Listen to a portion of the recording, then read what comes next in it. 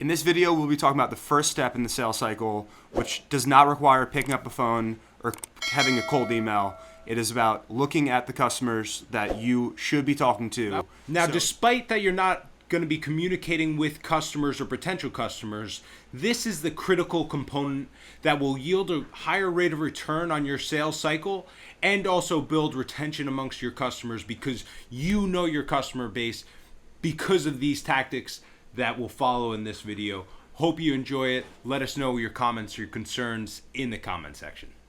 What is going on, you beautiful ladies and gentlemen? What's going on, everyone? Welcome to the Bonji Business Booklet, where we go over in-depthly the cycles or the procedures in every department of our business, the Bonji Foods business. So the next 7 weeks, we're going to go over the sales cycle, and we're going to focus each week on one specific part of the sales cycle. So just to give you a perspective of what to expect over the next few videos, first one is prospecting. The second is the contacting, the initial contact. The third is a formal meeting. The fourth is the follow-up / overcoming objections. The fifth is close. The sixth is onboarding, officially acquiring them as a customer. And the seventh is assuring it's going well, building retention, and potentially generating referrals depending on your business. So we're going to really get into prospecting. But before we get into prospecting, everyone in sales in Bonji Foods, I always tell them, first sentence out of my mouth when they start with us is, you will be a very good salesman if you have a high output. Nothing more, nothing less. If your output's high, if you're calling a lot of people every single day, you're going to be a successful salesperson in any industry, right? These techniques and tactics in the sales cycle gives you more efficiency, creates more efficiency in your process, and in your attack and approach every day to be more efficient and have a higher rate of return, right, on your time and your output. But before we get into anything, people really need to know it's about output above everything else, right? So the first step, this video is going to be about prospecting, the first step in the sales cycle.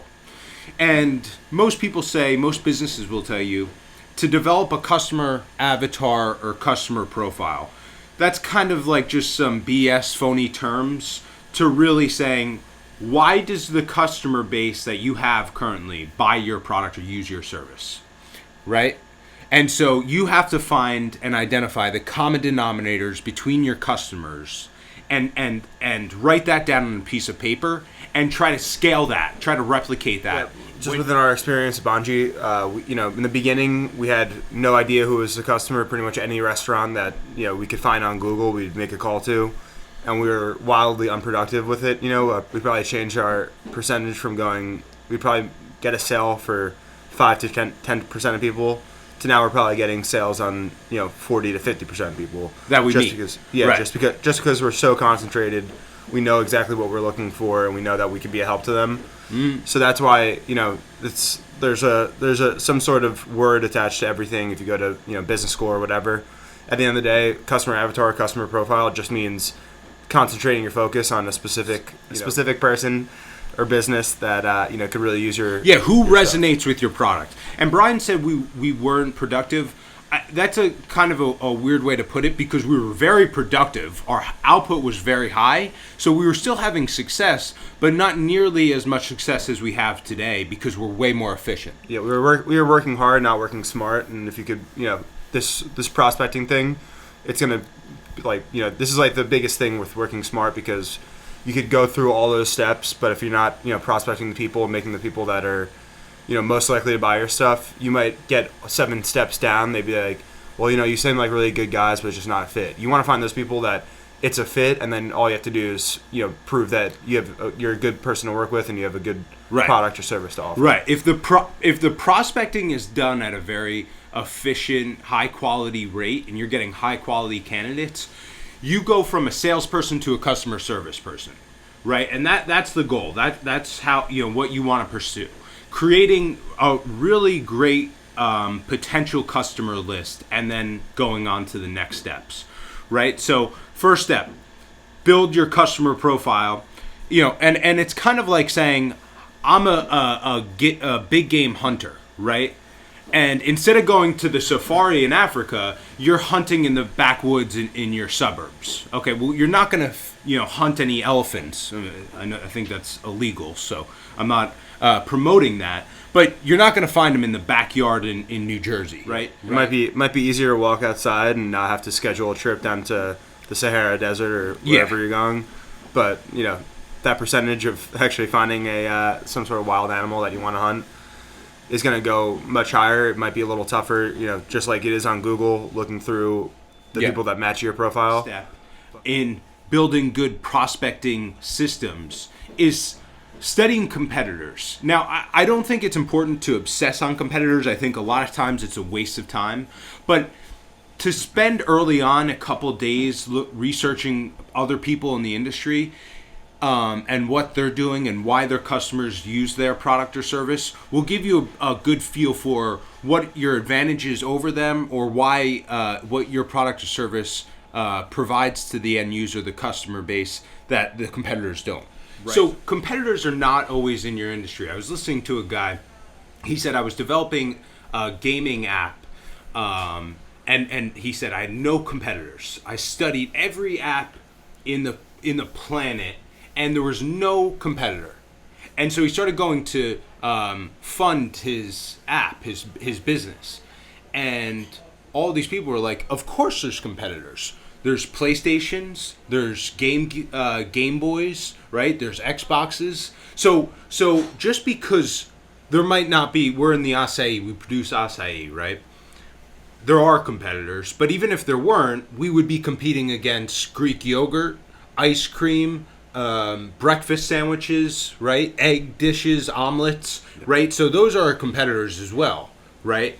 And so when you build that whole picture, like we were talking about earlier, it's getting in the head of the end user, that customer, and what are any potential alternative that they might be using, and how your product. It's always going to come down to, when you're negotiating with customers, value, price, or service, right? So understanding the competitors, and it's not just direct competitors, there's indirect competitors. And then you have to understand, with all of those competitors in front of you now, do you provide more value, do you provide a better price, or do you provide a better service overall?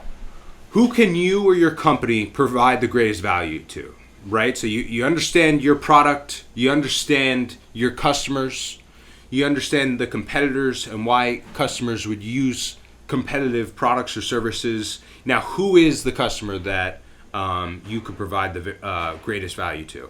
Early on, I think it's very powerful to go very, very specific, right? And that creates efficiencies in researching, right? Prospecting is just researching.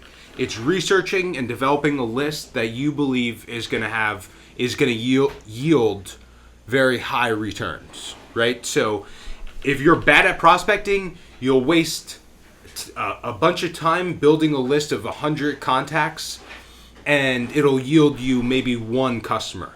If you're very good at prospecting, it might take you a little bit longer, potentially. Maybe if once you get good, not even, it'll take you just as much time to build a list of 100 customers that you should get 50 by the end of going through that list. Right? Definitely. And, for us, it took us a while until I feel like we kind of settled on the fact that, we were a young company.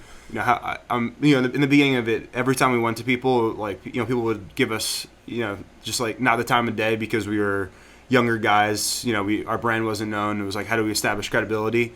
So it kind of put us onto a path where we're like, all right, we're going to find these one-off locations that are already in, or who are also in the growth phase, that we can hop on and grow with them together, which was huge because it made us say, okay, that what does that person look like? And we were able to get into the door by saying, hey, like there's no minimum order quantity, things like that. That it allowed them to be like, oh wow, like you're saying I don't have to spend $2,000 every time I place an order when I only have to spend $300, and we're like, Yep, that's right. So that allowed us to go and get, some people that, were able to take a chance on us. And, that's another thing about prospecting. At every time as your business is growing and scaling, prospecting, in your first 6 months of your business might be different 3 years down the line. But, I think where we've found our most success is like we're going to find the places that have 1 to 3 locations in the suburbs that might not have the biggest order quantity because it's, a very concentrated juice bar shop that really only needs, 8 different product lines, and they only need it, once or twice a week. So, we'll get into overcoming objections and the contact and closing later on in the coming videos.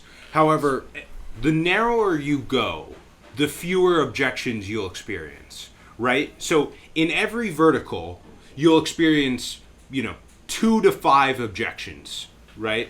And so the wider you go, every vertical you enter, right? We sell to independently owned juice bars with, on average, 1 to 5 locations, right? That's the average. But if we were to go and say, let's go a little wider, let's go into ice cream shops. Okay, well, that might be that's probably going to be 4 different objections, or at least 2 to 3 new objections, right? Then we go into coffee shops. That's going to be a couple more objections. And then we go into colleges and universities. It's going to be a few more objections, right? We decided, let's go really narrow to start and dominate that space, 1 to 5 locations, right? And provide the most value. Let's obsess over this one vertical, and it became really efficient. It's allowed us now prospecting does 2 things. One, it helps on the upfront, right? So it helps on, if I create a list of 100 people, I'm going to close 50 of them if you're good at prospecting. On the back end, that's the front end. On the back end, it helps you retain customers, right? Because every day, every week, what you need to do to keep them happy, because you're dealing with one typical person, one typical customer, which is why we've been able to triple our growth 2 years in a row and not have lost one customer. I was also just going to add, this isn't, just for, entrepreneurs and business owners. This is also for, if you have an employee that you're having on that's, going to do some sales for you. So I wanted to add the fact that, it's really 2 things. It's understanding what your business is great at, understanding what your business is capable of, and also having the awareness of being like, hey, that's probably not what we're great at right there. So finding those customers that, you could go serve, and then aligning it with what your customer, what you are great at as well. Right. And I think that's a huge, for us, I think that was like the biggest obstacle. We always were able to overcome it with anyone that was doing sales with us, which was like, hey man, like, this is what our bread and butter is. Right. Don't venture off.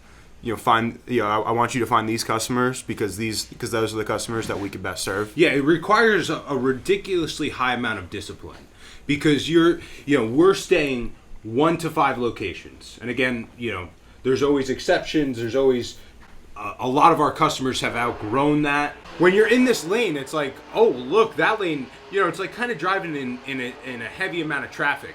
You get impatient and you're like, that lane looks faster. I get over there, and then you're stuck for 10 minutes, and the lane you were in is now going faster. That's kind of what prospecting is. I'm driving in this lane. I pass by Walmart, and I pass by Kroger, and I pass by Publix, right? That lane you don't know about. You're not prepared for operationally, in production wise, in all of your systems. You're in this lane for a reason, right? It doesn't mean you can't ultimately add that lane, right? But it's a totally different beast, right? Yeah. And that's why when you go to a lot of mechanics, they specialize in European cars, or the mechanics specialize in Toyotas, or they specialize in commercial vans, right?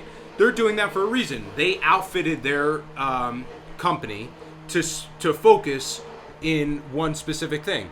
I think that's something maybe like me and you can get better at when we are training salespeople, to kind of make them understand our limitations at the moment. Understand why we are targeting the people we are targeting, because I think people think we're just. And doing if you're gonna cross over and add more lanes, obsess on that new lane, right? The worst thing you could do when you're driving is be in a lane and kind of be in the other lane as well. That's a recipe for an accident, right? People are going to get hurt. So dominate the lane you're in. If you're in multiple lanes, figure out how to dominate both. But don't be drifting into another lane because you're going to get smoked. We're going to move on to, now that you identified your customer and what those customers look for, our process is really simple. We train people on identifying that customer profile. Who are our current customers? Why do they resonate with our product? And then how we beat competitors, whether it's direct competitors or indirect competitors.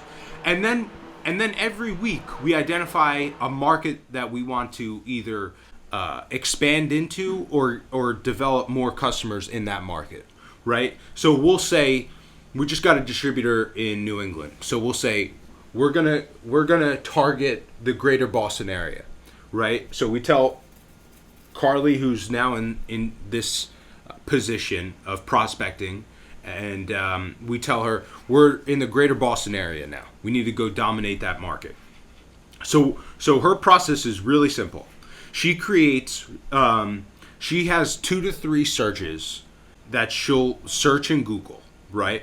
So it's juice bar in Boston is 1, acai bowls in Boston is 2, right? She might have, and then so she goes, that's the 2 searches. And then she exhausts those by saying she starts with the city, and then she goes into the towns around it, and then she goes county, and then she goes state. That's how we exhaust the state. We go big cities, towns around the cities, counties, state. Rinses, repeats, and does acai bowls in Boston, acai bowls in the town of Boston, acai bowls in the county of Boston, acai bowls in Massachusetts. Now we have a really in-depth list of probably over 100 potential customers that we could provide enormous value to, right? Yeah. And it's important to, like, when you're doing these things, not only just be like, okay, this person's worth giving a call to. It's also important to take notes, and like if you take the notes correctly and really focus on what it is that you're looking at, then you can understand the trends of that industry. Like for us, we have great success with Philadelphia. New York City is kind of, we're 40 minutes away from New York City. We're an hour and a half away from Philadelphia. We do more business in Philadelphia just because that market fits better for what our main thing is, which is producing a scoopable acai. Okay, there's like limited space here. There's not much, there's not much freezer space that they could go stick a countless 3-gallon tubs in. So they're kind of looking at a different. They want a different product, which we have. It's kind of our secondary products as well. But we go up to Boston, kind of not knowing much about Boston, and it can kind of quickly on you should be like, okay, I call 20 spots. They all use scoopable, and be like, okay, this is an awesome market for us for our bread and butter product. But if we realize the first 20 spots aren't scooping, then it's like, okay, this market, we probably have to target them on some of our different products that we offer, and maybe it's the surrounding areas in the suburbs that have some more freezer space that are going to be using our scoopable 3-gallon. Right. So it's really, this is a really critical component that's often overlooked in sales. You just pick up the phone. I'm a real estate agent. I'm just going to call everyone with a home, right? Well, that's not very practical, right? So prospecting is the most underrated tool in a sales process. And once you get really good at it and you really understand the product or service you or your company has to offer and who it resonates with, you become really efficient and you get a lot of time back, right, to go continue to develop and build your business and your customer base. So I hope that video helped. Check back in next week. We're going to be going over how to make the initial contact, whether it's cold email, cold calling, or DMs. Because you've mastered the prospecting step, the cold contact will be very efficient. It'll be very easy. Most people roll their eyes at cold calling, but it's really a joke once you develop a good system and in your prospects, because you go from being a salesperson, cold calling, kind of like spam, to becoming more of a customer service person and really providing value to the people you're calling. So check back in next week. That'll be a great video as well. Thanks. What is going on?